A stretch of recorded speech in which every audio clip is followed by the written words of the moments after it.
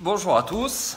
Alors aujourd'hui, on m'a posé une question. Alors je me rappelle plus qui m'a posé cette question.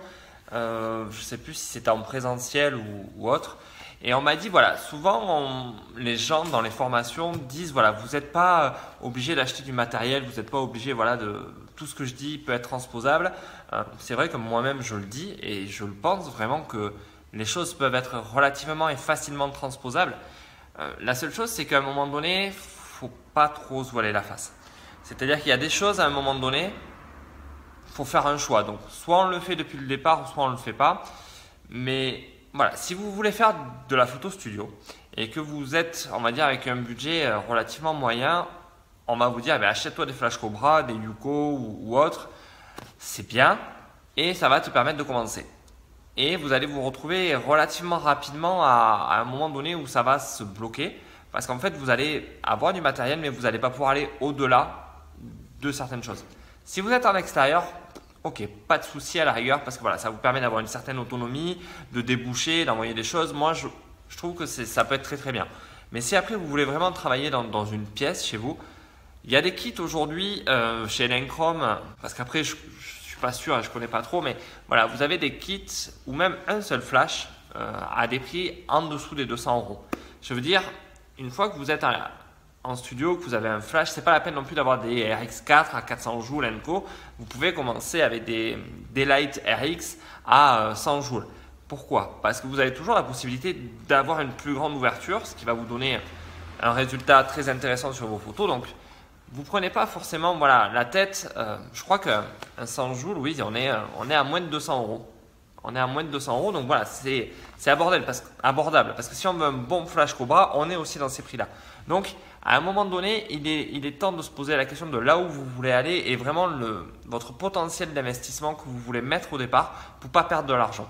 Car si vous décidez d'acheter des Flash Cobra et qu'après vous passez au Flash Studio, vous allez vous dire voilà, putain, merde, j'ai perdu tant d'argent parce que j'ai investi là-dedans. Vous pourrez le revendre, c'est vrai, mais bon, quelque part, inconsciemment, on se dit qu'on a perdu de l'argent et c'est vrai que c'est pas évident. Donc c'est vraiment, il faut le savoir. Je crois que je l'ai déjà dit, mais il faut savoir que dès le départ, si vous investissez dans une gamme de produits, vous vous direz voilà, plus tard vous l'aurez perdu, ça va vous agacer.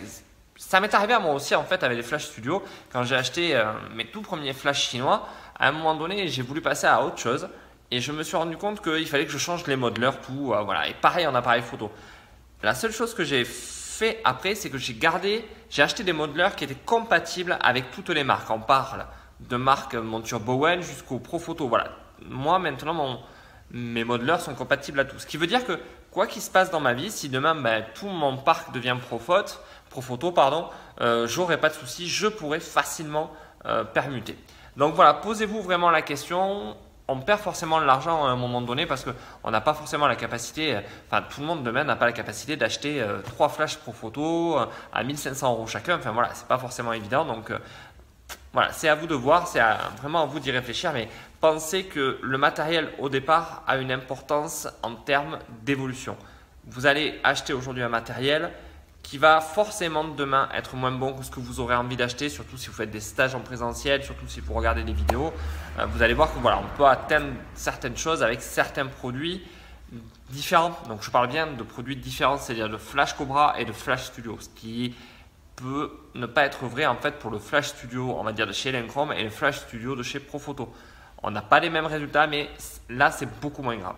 Donc voilà, j'espère que cette petite vidéo vous a plu. Donc je vais vous demander de vous abonner. Alors sur ma tête, je ne sais jamais où elle est. Voilà, de liker, de partager cette vidéo. N'hésitez pas à cliquer sur le lien qu'il y aura dans la description pour aller me rejoindre sur le groupe Facebook où je vous propose pendant un certain temps encore la formation votre studio photo en tant qu'ambassadeur. Donc n'hésitez pas, ça ne va pas durer très longtemps. Et puis je vous remercie et je vous dis à bientôt.